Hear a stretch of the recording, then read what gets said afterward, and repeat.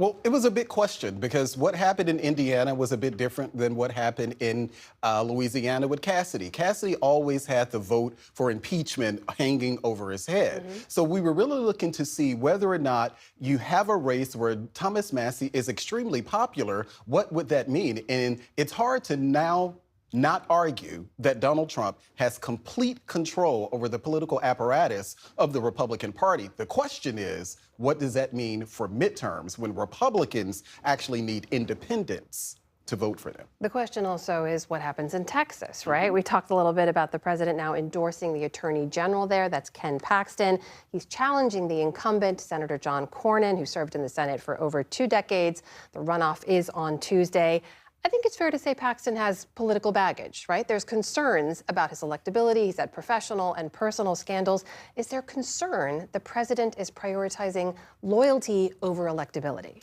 Absolutely. And I think that for like a Cassidy or even Massie for that case, you could argue the loyalty question, but the loyalty question is really not there with Cornyn. Cornyn has voted for Donald Trump overwhelmingly. He voted to confirm all of his nominees. So he's a little different there. I think that the Cornyn race, what's happening in Texas, this is more of an appeal to MAGA, because MAGA was saying all along, over and over again, you heard many people telling Donald Trump, we do not want Cornyn. So I think it seems as if that this was more of a gift for MAGA more so than the Republicans themselves, because they are not happy because now we're having to invest more money in a state like Texas as opposed to a Georgia or even Maine for that matter. Well, sticking in Texas for a moment, is it also a gift to Democrats? I mean, they are eager to run against a Ken Paxton. Are Republicans now imperiling their chance there to beat the Democratic nominee, James Tallarico? I think you said something about, Paxton having some challenges. That's an understatement.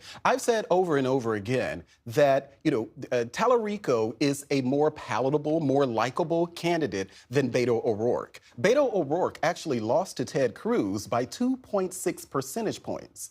If Paxton ends up winning, there is a possibility that Texas ends up in play. I know we've said this over and over again when it comes to Texas, but it is a real possibility. I do want to ask you what you mentioned now, because this does mean that the NRSC has to spend probably more money in Texas than they would like to spend, money they'd rather be spending in a place like Georgia. You have 2 Republicans there heading to a runoff. That's Representative Mike Collins and former football coach Derek Dooley. There's another intra-party fight looming here, right? How much does this hurt their chances of beating Jon Ossoff and flipping Georgia? I think that for me, and I know many people, we would love to say that we have a chance in Georgia. I honestly believe, and you listen to many people in Georgia, once Governor Brian Kemp decided not to run, we kind of wrote Georgia off. Yes, we hope that we could win, but I don't see us really beating Jon Ossoff. But if Brian Kemp had run, he would have beat him. You talked a little bit about Senator Bill Cassidy from Louisiana, lost in his primary this weekend. This is a man who voted to convict President Trump in his impeachment trial back in 2021, then spent years, it seems like, trying to get back into Trump's good graces. What does all of that tell you about room in the Republican Party right now to criticize the president, to disagree with him at all? I think that you already had many people who were really kind of hesitant to criticize Donald Trump, very apprehensive. And we're seeing now that Donald Trump is able to wield that power and essentially, make sure that you don't have another congressional career.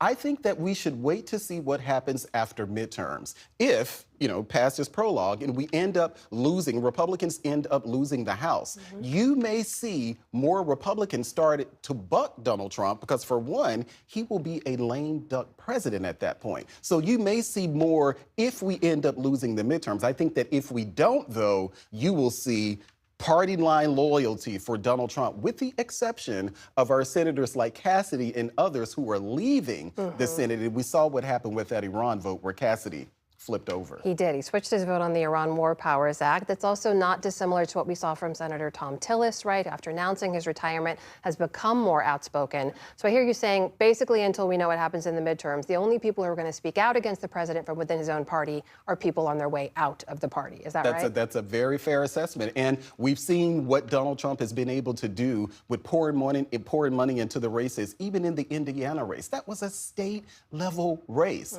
Donald Trump jumped in there there, they were outspent, and they weren't able to actually win that race. I think that you're going to see a lot of people still apprehensive, but really waiting. And I'm hearing from Republicans all around, we're waiting to turn the page from Donald Trump. It's just a matter of timing when that happens.